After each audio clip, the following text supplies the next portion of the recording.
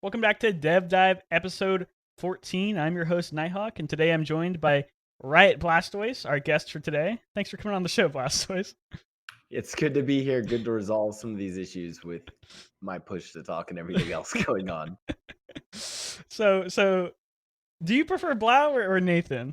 Before we get too deep into the show. I prefer Blau. I think most people know me as Blau. Okay. Professionally at least. All right. So, what would you say your current role at Riot is? So currently, I am a researcher and strategist for the R&D department, which is research and development. So it's a little confusing because I just said I do research for research and development. If you're following along there, the layman's terms of it though is I do research and strategy for our new games. Basically, thinking about how Riot's going to make new games, what sorts of new games we'll make. And it's a mixture of like market research, user experience research, or like UX research, um, high level product strategy and design strategy, and yeah, that's pretty much it. Awesome. So, give us a day to day for your role. When you clock in the morning, what do you do? I probably can't talk about that. Okay. I think the day to day for like what we like the actual day to day I can't really discuss honestly, because there's some secret sauce there. Ooh. The sort of higher level of what I do, the higher level of what I do, I can kind of go through and like what we've talked about and like the parts of creating a game, right? So, the way Riot thinks about creating a game is through a few phases. There's the incubation phase, there's the prototype phase, there's pre-production, there's production, and then there's the sort of live state of a game. I typically work in the incubation and prototype stage. So sometimes my job is working to come up with ideas for games, to come up with, yeah, basically pitch games to Riot is something I get to do. Um, Other times it's working before we even write code, before we even think about creating a game. We think about like what are the things that are going to go into making a specific game? Who's the audience going to be for? Um, what motivations is that game going to address, etc. Sorry, I'm basically reading off of an article that the leads of the R&D department posted so that I don't stray too far out of what is okay to talk about. And then a lot of times like what our sort of team does is we build prototypes. We build sort of what we would call like the scaffolding of a game. That sort of basic level of a game with which we can then build innovations on. I think a good way to talk about this would be like games that already exist, like Valorant. The scaffolding of a game like Valorant is like, okay, you want to make a tack shooter. You need to have the fundamentals of tack shooting. So presumably you'll actually just have one map, like one really good map. In the same way that kind of the crux of CS:GO can kind of be understood via what's the popular? I'm not versed in CS:GO. Is it Dust? What's the one everyone plays? Yeah, Dusty. Yeah, right. So it's like you could have like Dust, right? And then you have the your core movement down, your core shooting down. And once you have that sort of scaffolding in sort of very gray boxy prototype stuff, then you might be like, okay, now we're gonna put Sage, she'll have no art. She's literally just a stick figure, but we're gonna give her some abilities. And her abilities at this time wouldn't be like they wouldn't be her ice walls, people call it. By the way, it's actually supposed to be like a gem or like geomancer wall, but whatever, everyone skips over that. In this case, it'd be like, hey, you know what? We don't know what this character is, but we're gonna have a character that has an ability that creates a wall. And we're gonna have a character that creates a slow field and maybe has a revive. Or the general idea being that like we're gonna take this idea of like utility and character abilities that exist in maybe games like Apex and Overwatch and even in games like League of Legends, and we're gonna inject characters um, and those character abilities as the form of utility into this tack shooter. And that would be the sort of like innovation that you put on top to test, right? Our job is to, again, test out, build out those scaffolds, that sort of basic foundation of a game, and then test the innovations on top of them. That's a very definitive answer. That's probably one of the best answers we've gotten for that question so far. So Yeah, again, that's like I mean, it was day to day, but that's kind of high level what we're doing without giving away like how we, because again, that we do that, people are like, wow, yeah, of course you do that. We've seen that with how you made Valorant, but it's like the sort of devil's in the details with how we go about that, and that's sort of what I get to work on. all right, so since we can't talk too much about what your current day to day is, why don't we talk a little bit about your previous role at Riot, which was as a gameplay insight specialist for League. Can you tell us a bit more about that? Yeah, so much in it's very different sort of from the job I did now, but I can sort of speak again. If we think about the parts of game development at Riot, where you have, okay, Riot does this sort of this incubation phase where we're like literally just pitching ideas and developing a framework for a game, and that prototype is building the scaffolding and some of the core innovations. And in pre-production, we are getting the game ready to like be built, and like production being literally building the game. Riot has a really cool instance where I think a lot of those phases exist for many games or for like many studios. But one of the cool things about Riot is like a lot of times it's like, oh, and then once you ship, you're kind of done. Both for Riot and honestly for a lot more game companies, even ones we wouldn't have historically thought about. I mean, we see this with Rockstar's dedication to Grand Theft Auto. We see this with, I mean, obviously Epic and Fortnite, Blizzard and Overwatch. More and more we see this sort of games as a service. So that live service component, that's what I did for League of Legends, specifically on kind of gameplay products. And what's interesting is that same framework of incubation, prototype, pre-production, production live is actually how you can think about the kind of work I did on League of Legends, but it was specific to the individual projects and products on League of Legends. So much in the same way that we create an idea of a game and then the scaffold of a game and then the innovations of a game and then go through building that game, adding art, adding sound, adding all these things. You could apply that exact same theory to how we build a champion. And that was something that I supported from the insights perspective. And a lot of that looks like um, doing these sort of high level advisory stuff on what kinds of champions to make, which oftentimes comes from data that we have, such as play rate data of what champions players are currently playing. Sometimes, I mean, but oftentimes it just comes from like, hey, our taste makers, our designers, our artists have a really cool idea. They want to create it. Part of my job is then building out ways to test whether we're achieving what we want to do with that champion. And that actually is like not the big data sets that I work in when we talk about play rate data, win rate data, et cetera. That's something like bringing, and we've talked about this externally with players many times. So like we actually bring in a bunch of players to our facilities in LA to play test new champions early on when they're in sort of that prototype phase. And what's cool is like a prototype phase for a champion, like an example of that for Kaisa would be Kaisa was just purple Lucian. We literally just took Lucian's model, we colored it purple, and the abilities for Kaisa were just borrowed abilities from other characters. Again, we were proving out that concept of the champion that we wanted to make before we go into things like pre-production and production, where we add in art, we add in the full narrative, we add in her VO, etc.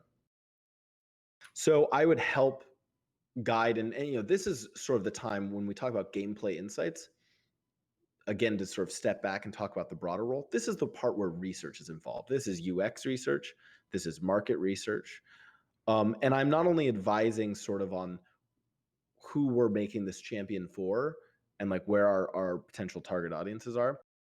I'm also helping to make the champion by providing the designers and the artists with real player data, like players coming in, playing their champions over the course of say like a weekend, giving us feedback on the gameplay, giving us feedback on the concept art, and I'm helping to interpret that feedback to help make recommendations to make the champions better.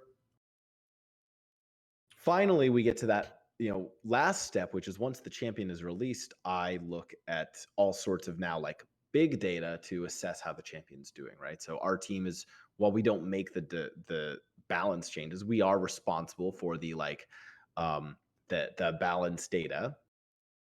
So the gameplay insights team is responsible for balance data. They're also responsible for things like play rate data, how much is the character being played, the breadth versus depth framework that we've talked about, which is essentially breadth, how many people are playing the champion, depth, how much are they playing it. And we're looking at that by demographics, by regions, by all sorts of stuff to sort of assess how well that champion's doing. Uh, and then we're also looking now at sort of mass sentiment on the champion. If we recall, those labs were maybe anywhere from, in the course of development, a champion might be seen by anywhere from 40 to 100 external players who will get the chance to like play test it during development. But within the first minute of it being launched, right, already, tens of thousands of players will now play the champion. Okay. So now we can up sort of the scale of our sample for that sentiment.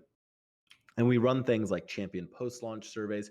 More sort of recently, we kind of swapped to almost exclusively doing what we do almost at about a yearly cadence, which is our mass champion survey, which assesses all of the champions in League of Legends on their gameplay, if they're fun to play, if they're frustrating to play against, their visual appeal, their thematic cohesion, whether you want to see them in comics or purchase physical merch of that champion. It assesses all of this stuff on a sentiment, level from players all over the world. And we're talking like hundreds of thousands of players for the sample of this.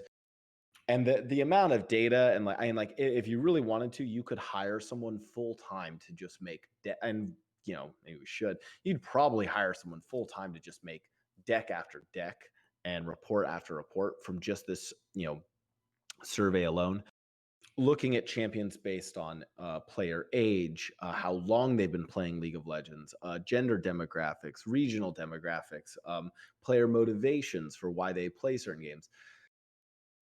All of this stuff is captured in that survey. And when you couple that survey then with the play rate data or the breadth versus depth data, you have a whole sort of ability to look at champions in League of Legends, both their absolute win rates, their play rates, what players think and feel about them, and you get really, really rich data and understanding about your champions across all the different regions. Sometimes it's a little too rich because you almost get information or whatever is information paralysis or decision paralysis because there's almost too much, and that's like part of my job then is like actually sussing out what sorts of decisions we make given all this information, because sometimes data from one region can be at odds with data from another region for what you would do with it. That's an example of what we do on gameplay insights. And that's just champions. We haven't even touched on, we do that same sort of process when we're making big seasonal changes, when we're making systems level changes, like adding in like the 5 band systems. The way I like to generally think about it is like gameplay insights is responsible for like understanding the state of League of Legends from a like game telemetry perspective and a player sentiment perspective, putting all that together and then advising basically our lead designers and the people who set League of Legends vision for what we should be doing with the game. And sometimes that's granular on like a champion by champion basis. Sometimes that's higher level for the game itself. Okay, thank you. That was awesome. I just wanted to say real quick, I caught one of your streams a few weeks back. You were talking. It was sort of like a presentation about data in games and esports and stuff like that. And I could almost see you moving into that mode when you were answering that question, where you were just uh, pulling out a point after point after point. I'm like, this guy is a pro. He knows what he's doing. He knows how to get this information out there really well.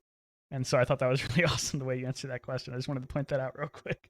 Honestly, I'm kind of just a like selfish, egotistical person. I like the sound of my own voice. I actually hate the sound of my voice when it's recorded, but like as everyone does, right? But I love the sound as it comes out of my mouth. I just like that's why I just keep going because it's again for selfish reasons. So Yeah, one of the hardest struggles I have producing this podcast is going back through and listening to myself give questions to people. no, but, Okay. but but in general, I was gonna say part of it's that like literally within the like more and more year over year, I find I just love games. I love video games. I love playing them. I love making them. I love thinking about them. I like pitching games. I like pitching products for games. I like games is just what I do. Like all things video games. If someone told me like I don't care about video games, I'd be like, cool, I don't care about you. That's just the reality of it. Strong words from Blau here. Okay, so focusing the nozzle down just a little bit. Oh, by Um, the way, yeah, if you want strong words, if you want like the spicy stuff, I'll go spicier than the other people that I've on. Like, let me know. I'll crank up the heat for you. we yeah, we've had some very amazing guests on so far, but nobody's really put on any spice. So feel free to unleash whatever cayenne pepper is up stored up in there. Please no. I walk the nice too regularly as it is, so. All right. Anyway, poking the nozzle back down a little bit. You said you often reviewed player surveys for champions, stuff like that, when they were released. What is the funniest or best or most notable thing in your mind that you've ever read on a player survey, if you recall any of them?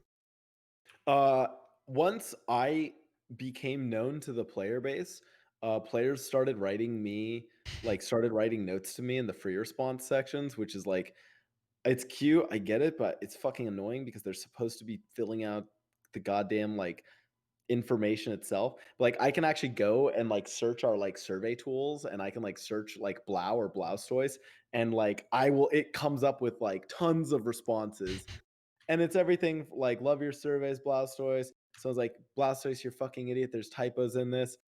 One of them was just fuck you, Blaustoise. There's a fire Blaustoise.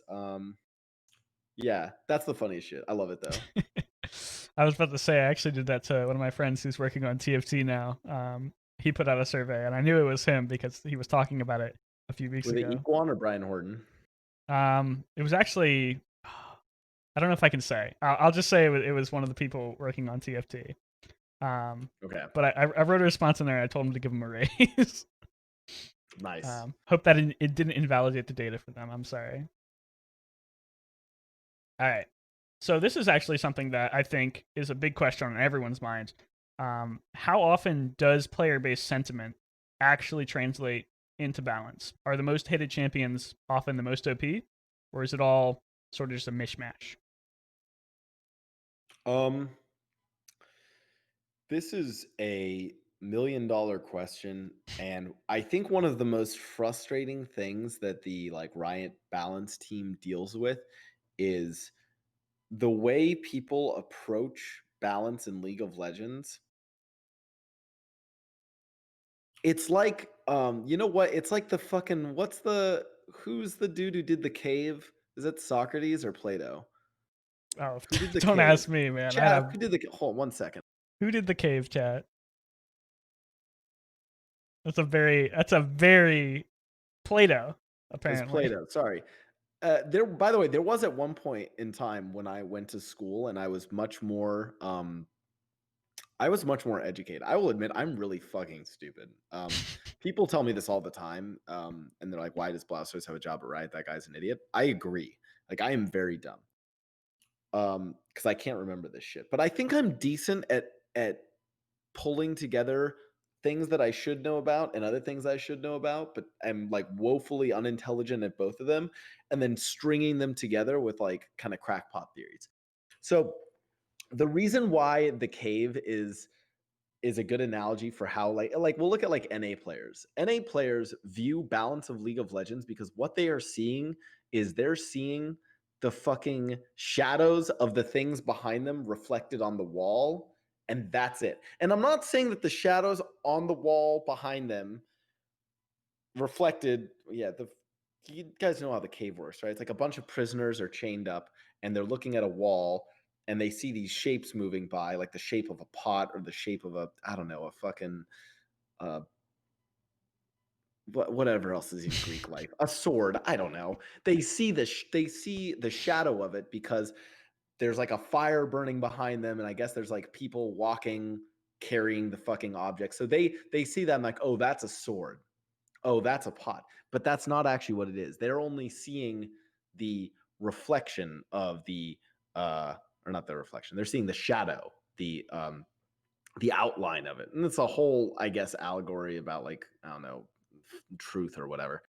Anyways, I feel like that's how North American players, and not just NA players, I'm sure this is players all over the world, view balance in League of Legends. What they are viewing is they are viewing the shadow of balance as seen from their perspective, chained to their like narrow window of I am a, I don't know, diamond or masters player, and I'm a streamer, and I only care about like this level of balance. And these are the characters I find really annoying and frustrating to play against. And this is the win rate sites that I listen to. And that's the idea of balance that I adhere to.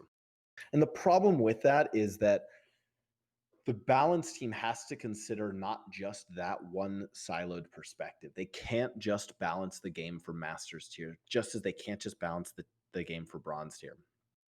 They have to consider all the tiers. And it gets even more complicated when we find that the things that, because here's the thing, there are things in the game that are strong, and then there's things in the game that are frustrating. And how much those two interact can greatly change someone's perception of balance. There's a lot of characters that are strong um that even pro players or high elo players won't actually complain about as much, just because the nature of the champion, either its play style or its ability pattern, whatever it is, just doesn't feel as bad for whatever reason. But even that is a subjective thing that can change by region. We find that the the kinds of champions that Chinese players complain about versus Korean players versus North American players are actually different. There's all sorts of differences in what they find frustrating. So even if the numerical win rate of those champions is the same across all regions, the frustration that a player might feel towards the play style of that champion when it's slightly stronger will vary by region. And it also varies by elo. And all of those things combined make for this giant mess of trying to understand and trying to see the real form of the balance pot or the balance sword behind you, when oftentimes people only look at the shadow presented in front of them, which is the shadow relevant to their region and relative to their elo bracket. That was a very in-depth question or answer. I think that was probably the best answer that you could have given based on like it. Like you said, it is the $1 million question. There's no perfect answer for it. So I really appreciate your candor there. And the other thing is the game, they're never gonna have things correctly balanced. Like so much. Yeah, I mean, you could have Well, someone talk for hours on this. the term balance is very broad in general. Balance at this very basic level is just is A equal to B, and for a game with 150 champions and so many systems in place, it is physically, uh, digitally, and there's no physical way that you can ever achieve perfect balance in a game like this, and they're not designed for that, so it's not necessarily a problem. Well, the But other it's idea is perfect balance is also just kind of boring, right? Like the idea of why we mhm. play League is that it goes through different states of it goes like balance is a river. That's Yeah. my next note. Balance is a river and it flows, you know. Balance is like, or what's the Bruce Lee thing? It's like balance is like water. You put balance into a cup, it becomes a cup. That analogy, we're gonna skip on that analogy. I don't think that one's as good. But in general, I think the difficulty in it lies that people find certain things, regardless of the actual strength, the objective win rate slash play rate of a character. Which, by the way, people argue about that and what's the importance of win rate and play rate of a champion. They argue about that all the time. God, there's any number of like complicated discussions around like, oh, is it the like skilled players like the expert one tricks playing the champion that increase the win rate to that level? Is it a bunch of shitters playing the champion that brings it down? There's any number of things that cause that issue. And there's this whole thing where it's like, well, if maybe pro play is the only truth for balance. It's like, no, pro play is not the only truth for balance, because those are people playing in a coordinated 5v5 like thing with like true stakes on the line. Like I don't play coordinated League of Legends. Solo queue League of Legends is just a individual like solo queue League of Legends is literally a solo game masquerading as a team game. Clash is a team game built on top of that solo game.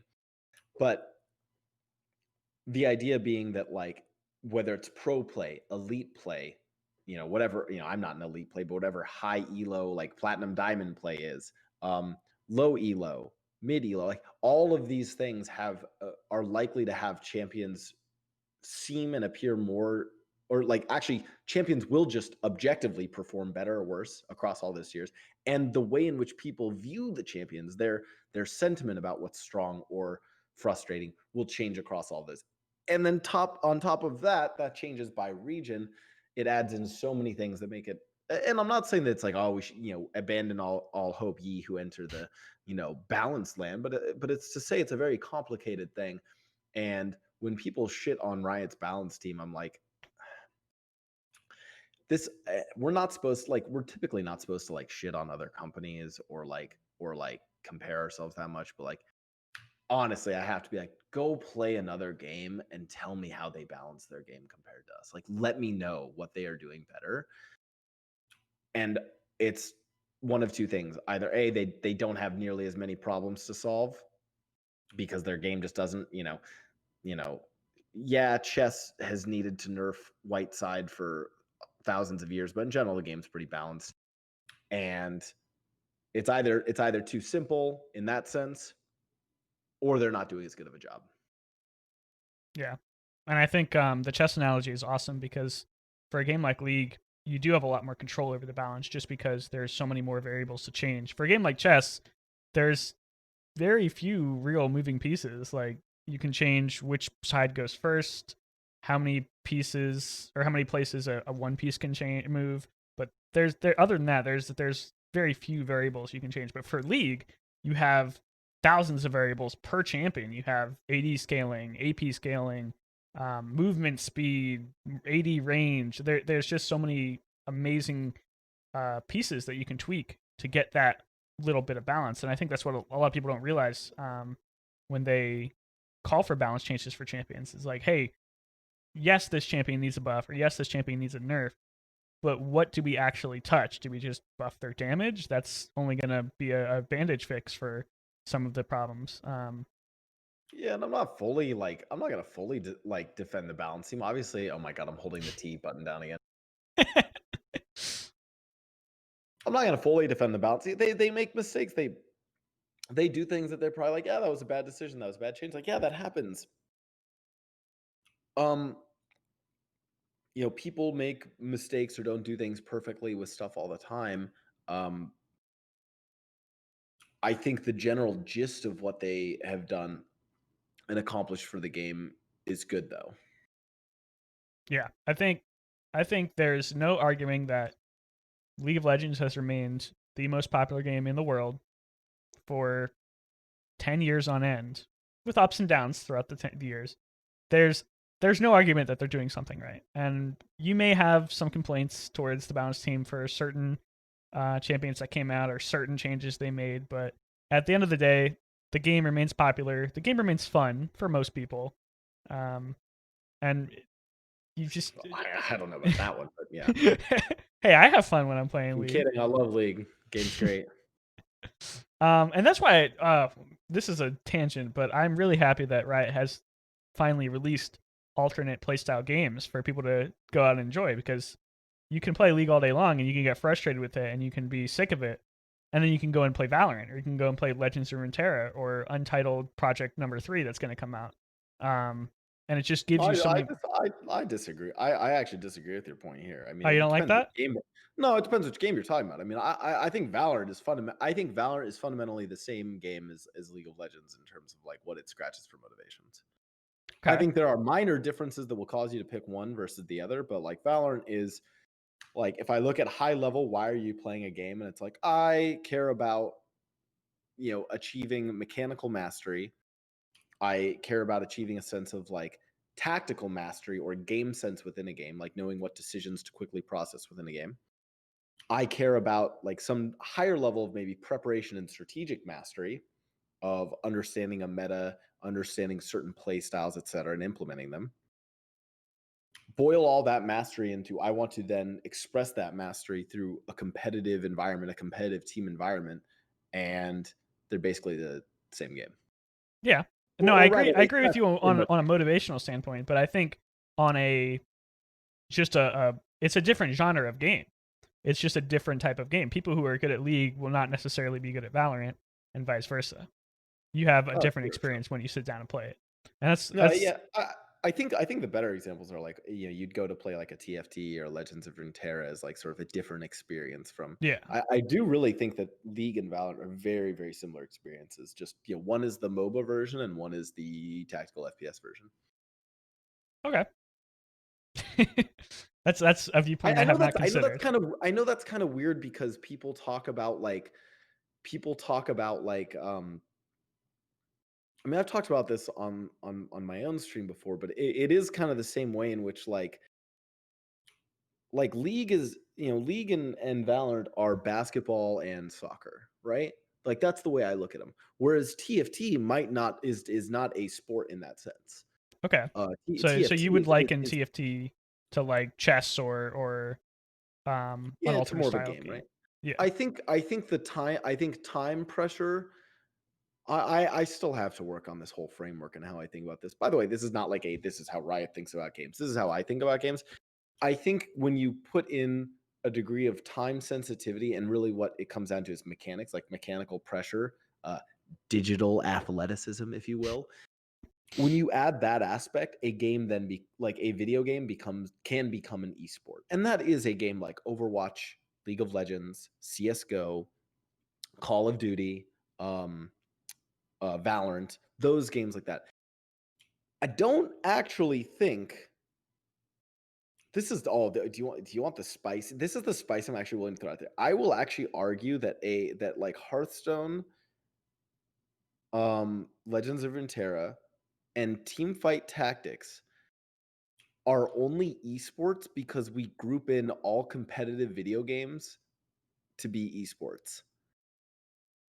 I don't actually think they're esports. And I've Yeah. argued with people. I've argued with people about why you would call something a sport versus not. Um, I think for a video game to be an e-sport, it has to have in the same definition that we classify real life IRL games and sports, it has to have it has to have a mechanical execution component. Um, whether that's the mechanical demands of FPS shooting in Valorant or the micro mechanics involved in StarCraft or League of Legends and the, you know, hero control. I don't think the mechanical demand of uh, TFT, Hearthstone, Legends of Runeterra is such that they are sports. Yeah. We actually had the pleasure of having Mortdog, the lead designer on TFT, on last week, and we discussed a little bit about where TFT is in the esports, um, like the esports landscape. And even he uh, came down and said, like, hey, we don't really look at TFT as a traditional esport. We look at it more as like a poker tournament or something like that, where there's still skill involved. There's still ways for skill expression, but at the end of the day, four people sit down at the table or eight people sit down on the table, and any one of them can come out on top, regardless of individual player skill, just because of the RNG involved and the mechanics of the game. And I think your I think TFT is a little. I would push back. I mean, it depends what more. I do liken it to poker. I think mhm, there is a lot more skill involved in TFT. That's not to yeah, say games like TFT and Hearthstone don't involve skill. I mean, chess, in a sense, people are calling it chess esports. Chess is not well. chess is not a sport If in you the get into traditional sense. speed chess, then like maybe you're arguing it, but that's like fast decision making. Yeah, again, I think it is the like when we talk about a sport, we're saying that there's some physical component that you have to quickly and do under time constraint. Um, I guess maybe moving the pieces. This gets into weird philosophical arguments Yeah, though about this stuff. In general, though, yeah, I think TFT is more like a competitive. It's a competitive game, and a competitive game was how people used to view competitive video games. They were like, oh well, it's not sports, just a competitive game. I think that the mechanical mastery and like again I hate using this term but it's a meme term that I like to use the like you know digital athleticism of you know it's the same reason the digital athleticism is the same reason why Asu can go and play Apex and then come into another fort or and then can come into Valorant and be incredible right because he has the mechanics of an FPS player locked down. Uh, I think games have to have that aspect of mechanics to truly be a esport.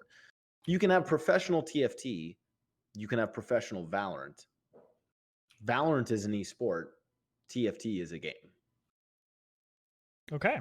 So this isn't a question that I was actually planning on asking, but given your passion for esports and how vocal you seem to be on them, I wanted to know, where do you think esports are in terms of the general populace in the consciousness of the world, and how long do you think it will be before they're on the same level as traditional sports? Is this is this question esports is in the professional side of the sport, or is this like games as sport esports? That's How about we approach it from the first one first, and we'll see where we go from there. The games as like a traditional sport. I don't know. This one's weird. There's like all sorts of like I think there people talk about if there's an esports bubble, is there not a bubble? I don't really want to like speculate too much here. I don't want to get in trouble for speculating too much. I'll just say this. If I had a kid right now, I wouldn't let my kid play football because I don't want them to get a fucking concussion, and that game is like very dangerous for them. Youth football participation rates are dropping. Baseball viewership has been like baseball as the favorite pastime in the US has been dropping substantially. We've seen video games as sports, the professional versions of those be some of the most viewed um sporting events depending on where you are. And yeah, the numbers are like I hate when people talk esports numbers because they never compare apples to apples of like what it means to watch the Super Bowl versus what it means to watch Worlds. All I know is this: the general trend is that and I'm not saying whether it's going to be League of Legends or Valorant or CS:GO, what the esports are. I'm saying esports as a whole, professional video games will is continuing to increase. And I think, depending on the traditional sport, we're seeing decreases in. And here's where you need to look for like the leading indicators. What are the kids doing? What are the kids doing, right? Because if kids are playing less and less sports, if kids are playing less basketball, if they're playing less baseball, if they're playing less hockey, if they're playing less football, that does a few things. That hurts the viewership of those games later on, and it hurts the cultural relevance of those games, and it hurts what those kids are going to raise their kids doing. Where I think it will really start to take place is when Gen Z starts to have kids, millennials and Gen Z, but especially Gen Z. Gen Z grew up in a time when video games, and again, if I'm only talking about the US, this is already happening faster in other countries. I think we'll actually see it happen faster in Korea and China and a bunch of countries in Southeast Asia. We will see it happen in North America, I think, when Gen Z has kids, because Gen Z grew up with video games being culturally relevant, largely due to Fortnite, actually, Minecraft and Fortnite. Because they played those games and that was like culturally significant to them, they will likely share the sort of joys of gaming with their kids as well. And that will be a sort of significant tie in between Gen Z and then whatever the generation of kids are that they're raising. Again, you'll start to see it as millennials have kids, but millennials are still not as digitally savvy um, as Gen Z, who literally fully grew up in a digital era. Yeah. Again, the other thing you have to look at is look like when people talk to me about like traditional sports, I'm also like, look at the age of people who watch the NFL. In fact, one second, I'm gonna Oh, Google we're, this real we're quick. gonna look up stats on the fly right now. Um, just to fill some time while you're looking that up, I actually super agree with what you're saying, and I just wanted to share my experiences because I know personal experiences are always anecdotal, and that never has any real like outcome on what the actual data is. But I don't know a lot of people right now with kids who are putting them into sports. I don't know a lot of younger people who are interested in sports at all. They're all interested in either video games or neither. So having that cultural experience just isn't leading to where the next generation is gonna be like, hey, I want to play football, or I want to play soccer, or I want to play baseball. I don't see it in my experiences, and I don't know anyone who sees it in their lives either. Average NFL viewer is 50. Like, so yeah, when people laugh at me when I talk about this idea, I'm like, dude, the NFL is aging. Mhm. Like I'm not saying sports are going to go away in general. I think sports will still exist. I think there's two that I will. If you were like Nathan, you have to bet money on which sports stay around. I think basketball and soccer stay around. I think those two stay around, partly because of their accessibility. Mhm. But like, people were like in this article alone, they're like, hey, like should the NFL consider shorter game length? Should they change rules to increase scoring and create more excitement during the game? Should they invest in more apps to engage viewers in play-by-play activity? Should they seek out ways to allow more gambling during the game? Like these are all the questions asked. And do you know what's so funny? Tell me when the NFL does that, because it took the NHL a really long time to make those rule changes. Meanwhile, guess what companies are willing to be like, "Yeah, you know what? This sport, fuck it, we'll change the rules all the time. We'll add in a completely new sport. We'll apps that you can or like ways to engage viewers with play-by-play or like fun apps that we can include in the game, you know, random side things for the game. Cool. That's literally what esports have. Like they have such a huge edge over traditional sports in that way. The other thing I say on a broader note is like I look at the kinds of human activity that were popular in the 20th century, whether it's sports, whether it's going to concerts and whatever it is, and I'm like, "Cool, take all of that stuff in the 21st century, we're gonna be doing that digitally. That's just how we're gonna do it." I'm not even saying it's gonna be crazy with, like, VR and AR. I don't really, like I don't think that that's even necessary. I think people can literally just sit at their computers and do shit like we've all been doing in quarantine from COVID. People are gonna go to concerts in Fortnite. I mean, I called it as Fortnite is the 3rd place, but now they've announced that they're gonna do a viewing of Inception within Fortnite. God knows what cool special effects, Epic has plans for that, but, like, that's gonna be sick, right? And in general, I'm like, yeah, I think you'll see whether it's at the professional level or at the amateur level. I'm not saying physical sports will go away, but you will see digital sports, esports be on the same par with them, very soon. If you had to give me, like, the actual time to guess, it's when Gen Z starts to have kids, is when it will, like, fully overtake. Yeah, and I like that you mentioned the quarantine making sort of a proof of concept for it, because yeah, we have seen a lot more evolution in how people are reacting to things. Movie theaters are shutting down, whether permanently or temporarily. We're having more people planning for a more remote workforce. Like my job personally, reached out to me and they said, "Would you be interested in working remote full time and stuff like that?" And we're seeing that these ideals that have just sort of been clinging by a thread for the past 30, 40 years, even in the tech world, which you would think wouldn't be anchored to that, they're finally getting snipped off and they're finally getting released. And we're seeing people being like, hey, maybe we don't need people coming to the office every day. Hey, maybe we don't need to be in person for every single meeting. Hey, maybe we don't need to be doing this for every single that. And I think it did take a drastic change of lifestyle for everyone to reach that point. And I think personally, we are living in a time where we'll look back in 60 years, willing we live that long, and we'll see it as a big shift in how culture in general is. Totally. Yeah, I think this will be a huge, huge sort of moment in human history. Okay. Um, we got a little off topic, but I wanted to transition to a subject that I think that you'd be a great guest to talk about.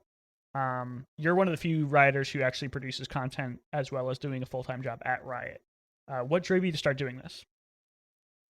Uh, I I like the sound of my own voice. I don't know. I'm egotistical.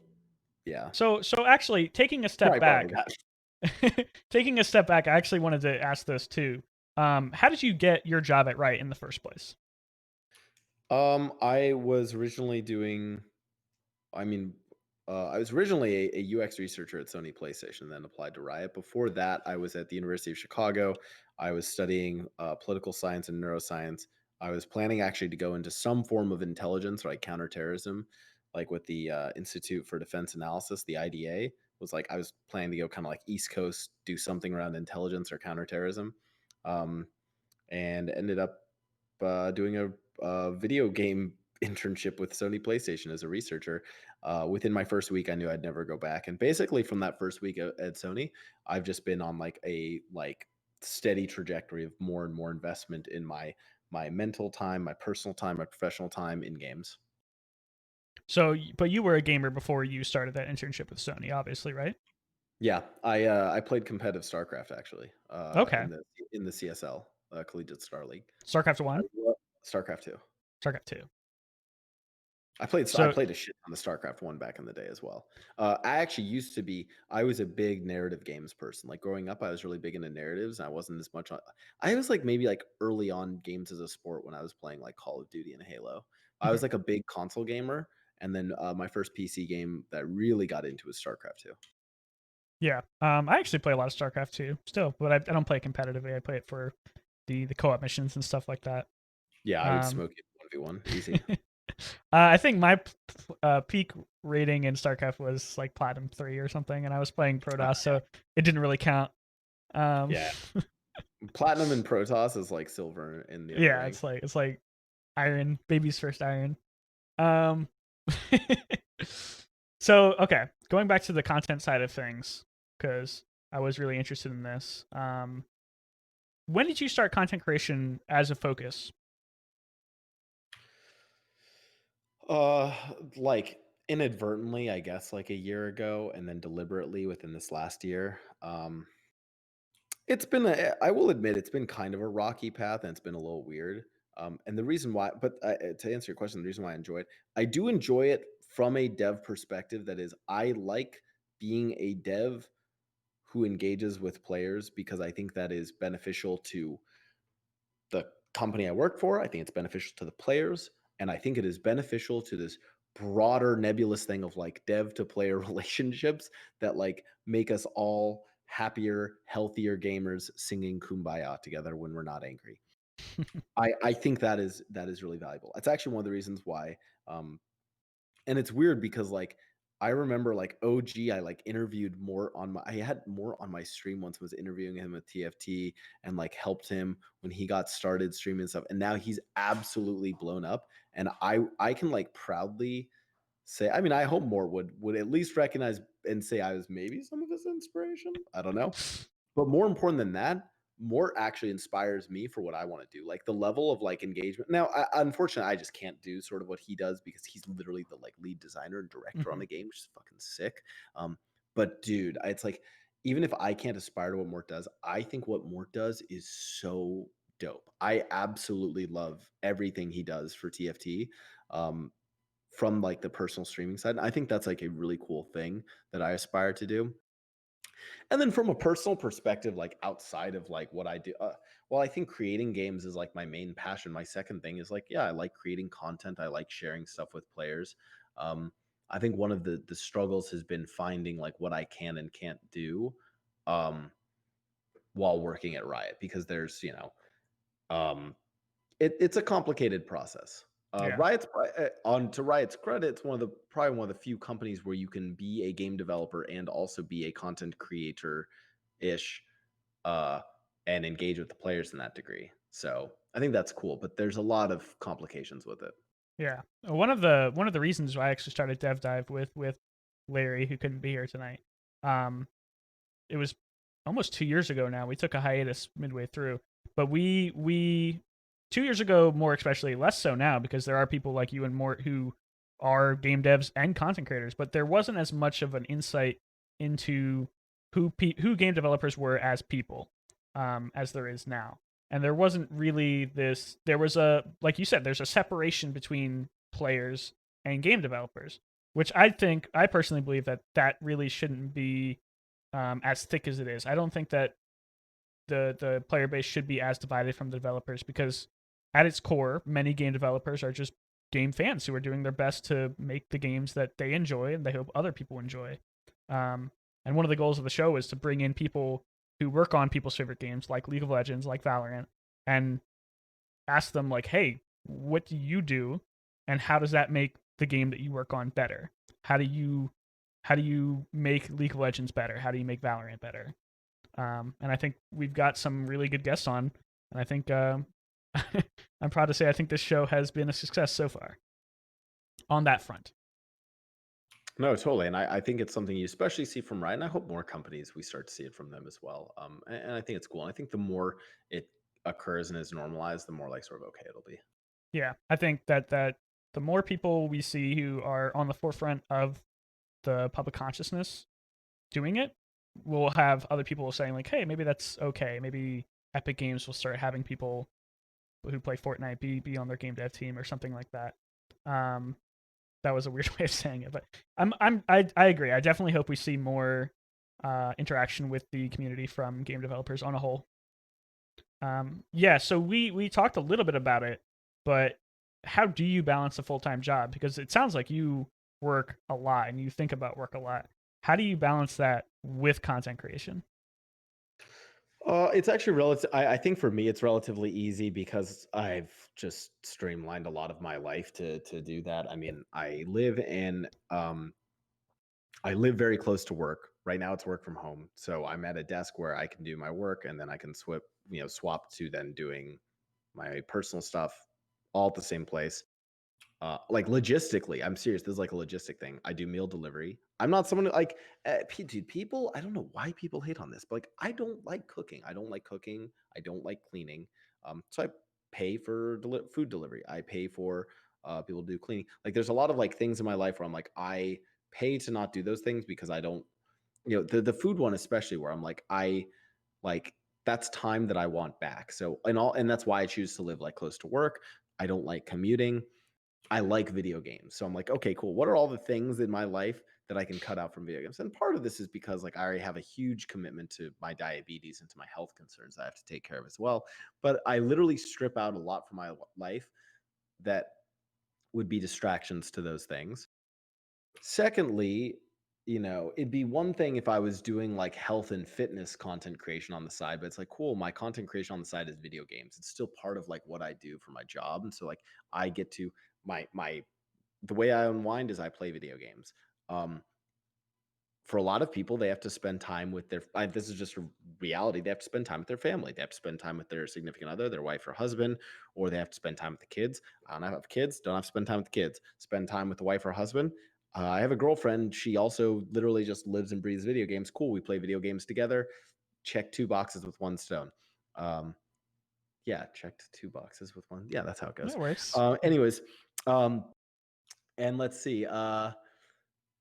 Yeah, basically, I live and breathe video games, so it makes that like content creation plus my work a lot easier. The way you were describing how you make your life more efficient, so you can spend more time playing video games, reminded me of an RTS player like saying how they reduced worker idle time or something like that. I really thought that was kind of funny the way you were talking about how like I don't like cooking, so I just don't cook. I do meal prep. Um, sorry, I wanted to point that out because I thought that was funny. Um, Also, for the people in chat, I know it's two birds in one stone or two boxes, one stroke. It's a joke, he was T. he was mixing the metaphors to be more efficient. He was Yeah, using two metaphors with one it's like when stone. you say, does the Pope shit in the woods, right? That's my favorite one. Sorry, I don't know if that's like appropriate for your channel, but It's whatever. fine. It's fine. We're on Twitch. Doesn't matter. We use the explicit tag on iTunes. Um, so you're. I didn't realize that you were so relatively, and no offense, relatively new to content creation. I thought you were doing it for a lot longer than a year. Um, so this question might not be the best for you, but what are some common pitfalls of content creation that people starting out should avoid? Oh, I mean, like I've streamed for a few years, but I was just sort of streaming for fun. It was only, I Oh, okay, think, okay. like kind of like early last year in January, where I was like, "Oh, I'm gonna actually start content creation," and then it's like only seriously this year that I like actually put like strategy and intention behind it, and like was like, "Oh, I am a content creator." I was just kind of inadvertently doing it before. Okay. Like when I was posting like data stuff to players, that was me just like, "Ah, here's some cool data. I'm gonna share this with players." When I was posting memes and stuff on Twitter, I was like, "Ah, here's a funny meme. I'll post to players." And now I'm like a little bit more intentional. I'm like, "Oh, I want to make a funny TikTok as a piece of content and to piss off people because they hate my TikToks." or more specifically now, I'm like, oh, Devon data is like a form of content creation that I'm actively working on. But I just started doing Devon data like formally. I used to do those sort of more one off with like random interviews with some of the Riot people, but that was just kind of like for fun. And I did those like last year, and then just had a YouTube dude like editor spin them up as videos. That was really informally. As far as like common pitfalls, for content creation, oh god. I mean, I think it's like really good to just know your audience. The classic things people tell you, know your audience, have a vision, etc. I don't know. I'm still falling into pits, so probably not the best person to ask here. Would you recommend people? One that is extremely important that I don't know if people at companies are doing is like build out a like content creation and engagement charter at your company. Whether you are at Riot or some other company that lets you do this, like build out a like charter, a full-fledged thing about what is okay, what's not okay, have a point of contact, write out like, examples of what toes the line, what crosses the line, what doesn't. Oh, sorry, my alarm's going off. Go through a whole process there that you can reference back, because the reality of content creation is you're going to get burned for stuff, whether you're burned internally at your company, burned by viewers, other people who see it. Like, people will find something to take issue with, and you have to have some sort of guiding source of truth that you can point back to as to why you did things the way you did. I think that's really important. Yeah, and I like that. I like that answer a lot. Especially if we do start to see more content creators from the game dev community. Point building out a rule set of like, hey, this is okay, this isn't, is a really good way to keep everyone safe in terms of community reaction to certain memes, like the 200 years, and stuff like that. And that's something that I think is just on the very, very, very cusp of the pioneer experience for game dev. So I do wonder in 10 years, will this be a Scrum tutor coming in and teaching that very subject? That'd be very funny. Um, so this is something that I thought was pretty funny. Um, you do TikToks, and you do lots of cool memes on Yep. Yep. Twitter.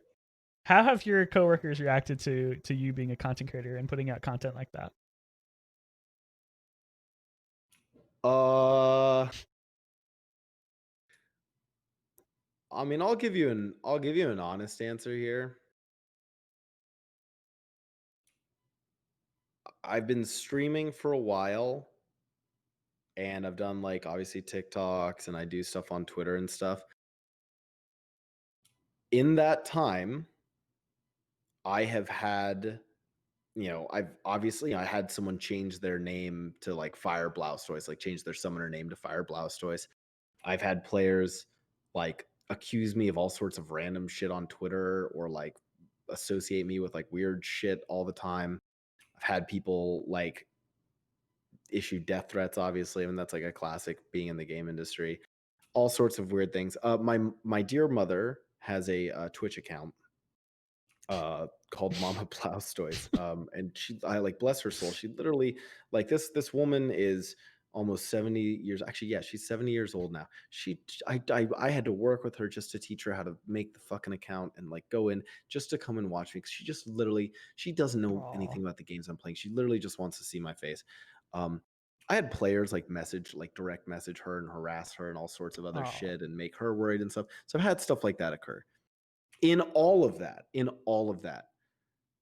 I have never faced even an ounce of stress from external players, from like gamers or players, etc. And even in like a snippet of the stress I face from them compared to the amount of stress I face internally, like from internally at Riot, in terms of like coworkers. That stuff stresses stresses me to no end. Um, I don't want them to think, it's any number of things. Like, I don't want them to think I'm like too boastful or egotistical, even though I just told you I like the sound of my own voice. If I'm critical of certain content, what if they worked on that content at other companies? What if they're working on that content now at Riot? Um, God, there's all sorts of like, and again, I this is a reason why, like, you had Rigney on here. One of the things that like is a group that might be overlooked at other companies is people like Rigney, who are, he talked about this on his when he was on here. Like, thank God for, some of the people on that team who, I've butted heads with like the comms folks at Riot before, but like God bless them because they work to help resolve that friction that can occur when when any of the people at Riot are engaging with the community, or if like say Mort's doing content creation, like they help guide us through that. But even still, it is the how like I wish I could say, yeah, there's like obviously funny react like, yeah, at the best of times, coworkers reacting to my content is like everyone cheering in the office when I beat Tyler 1 in a 1v1. Like that's great. And that's probably what people will reference. And that's why I'm like, yeah, it's really fun to interact with the community. Look at this fun thing. And people cheered. At the worst of times, I like actually left the office crying and like lost sleep for like a week and legitimately lost years out of my life because of like rampant high blood sugars from my diabetes because of stress from some of this stuff. So, not to say people shouldn't do it, but that's why I'm saying build out that agreement of like what, the charter for your content creation. I think that's really important. Yeah, that's a very honest answer. I appreciate it. That's awesome. Yeah, yeah, you were expecting some funny meme there, right? I hit you with the real shit. Um, and then lastly, on this topic, it was supposed to be first, but I wanted to point out, I wrote this a little while ago, back when we were gonna have our episode a couple weeks ago, but I just want to mention it. The charity stream that you just did a couple weeks back for the Color of Change, you and a few other devs at Riot raised over $10,000 for the Color of Change. So I wanted to shout you guys out for that. That was really awesome. I was watching a couple of your streams during that time, so just wanted to say that's a really cool thing that you did, and I hope we see more stuff like that in the future from content creators. No, I mean it was basically we are all like dev streamers. We saw a bunch of like bigger content creators and big streamers doing it, and some of us just independently came up with the idea. I know Riot Morello had come up with the idea. I had come up with the idea. And again, talking about those comms folks who are great at like connecting us, it was actually because I reached out to them. I was like, hey, I want to do this. Like, oh, this is cool. Here's some other people planning to do this. And we basically all organized together and agreed that we would all do this. Yeah, and there's a whole group of us who did it. It was really cool. And I think like Riv, who a lot of people know, Rivington, the like caster, um, broadcaster dude, he's actually doing a lot more sort of charity stuff on his stream now going forward as like a continued thing. For myself, obviously, I'm not like doing. I'm not doing it to the same degree he is, where I'm like doing charity streams like almost all the time. I think like almost all of his donations go to charity now, or something like that. But I am planning to do more. I actually do have a charity stream coming up this weekend. I'm going to be doing a stream for the Juvenile Diabetes Research Foundation because, again, as I mentioned, my blood sugars and losing years of my life because of rampant high blood sugars, diabetes is something I'm passionate about. So I'm going to be doing a charity stream, partnering with the. I'm actually partnering with the foundation, the JDRF, and doing it on Twitch this coming weekend. And yeah, I plan to do more of that, and I plan to like help support other like dev streamers who are interested in doing that as well. That's awesome. Yeah. What time this weekend are you going to be doing your charity stream? Do you know? 6 p.m. to 8 p.m. Pacific time It'll be on on your Saturday. channel. Yep. Oh, yeah. So check them out if you. I mean, most people here probably already will be, but check out that stream. I'll probably be in there if I have the time. Um, that's pretty much everything I've written down on the doc. Did you have anything you wanted to talk about that wasn't off doc? No, I think if people want like a little bit more, like I had to be pretty vague, sort of talking about like what I do now in terms of R&D. I think it's just because it's kind of like a secret world. Um, I think we even mentioned like cloak and dagger shit in our articles about it. And like there's any number of articles like think about all the stuff that exists for Valorant, all the stuff that exists for League of Legends. There's an entire department called R&D, and we have two public facing things. One of them is written by literally the head of R&D, John David Perry, and then the other is written by our head of design at Riot, Tom Cadwell. Those are the only two articles that exist that talk about R&D. And then the only thing that is associated with R&D is Project L. Technically, that is associated, like that's part of us, but that's like the only one. Yeah. Um, I think I had something I wanted to ask. No. Oh, yeah. Did you have any questions that And you get asked a lot of questions on your stream, I imagine. But do you have any questions that you never get asked and you wish more people asked you? Yeah. I wish people asked me more questions about Kanye West songs. What? Okay, I'll ask you one right now. What is your favorite Kanye West song? Oh no, we broke it. Okay, I mean, it's top probably three. Top three. it's probably Runaway for number one. Top three is like Runaway, Devil in a New Dress, and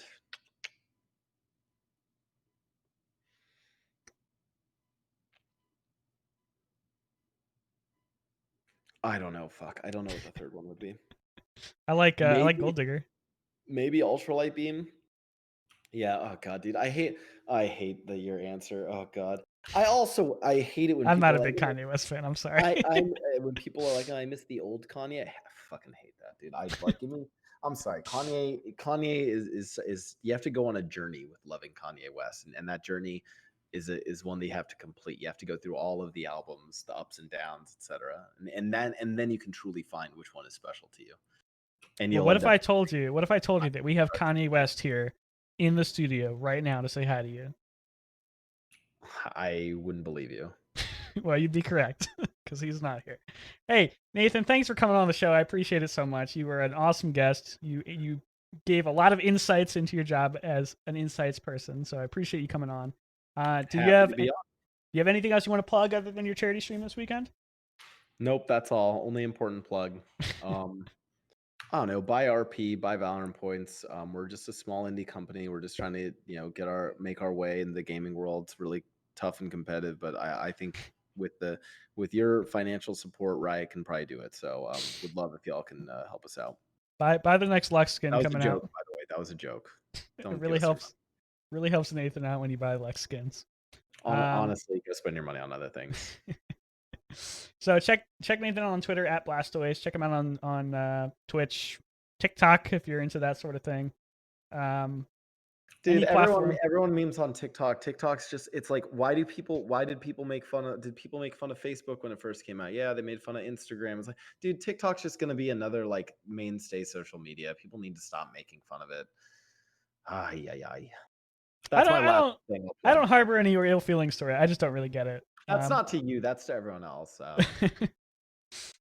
Okay, that's the message that we want to get out with this show. Please stop making fun of TikTok. Exactly. It's a cool platform for cool people. If Yep. you enjoyed this stream, check us out on twitch.tv/nighthawk20,000. Give us a follow, give us a sub if you'd like. If you can't catch us live, check us out on YouTube. I upload all the videos there. We do a big VOD stream, which is about an hour and a half long, and we do a bunch of individual highlights that I go through and edit through all the episodes. If you can't watch the whole thing, watch those. Most of the important stuff will be on there. We'll probably have some cool ones from Blau. And if you want to follow me on Twitter, it's at Ben DePiro. I don't really tweet too much interesting stuff, but that's where I'm at. And if you want to just listen to the show, check us out on Spotify, iTunes, Google Podcasts, and more. Give us a follow and rating on those platforms. Helps out the show a lot. Helps us spread to more listeners. And thank you guys for coming out and watching the show and listening on your headphones. Appreciate it a lot.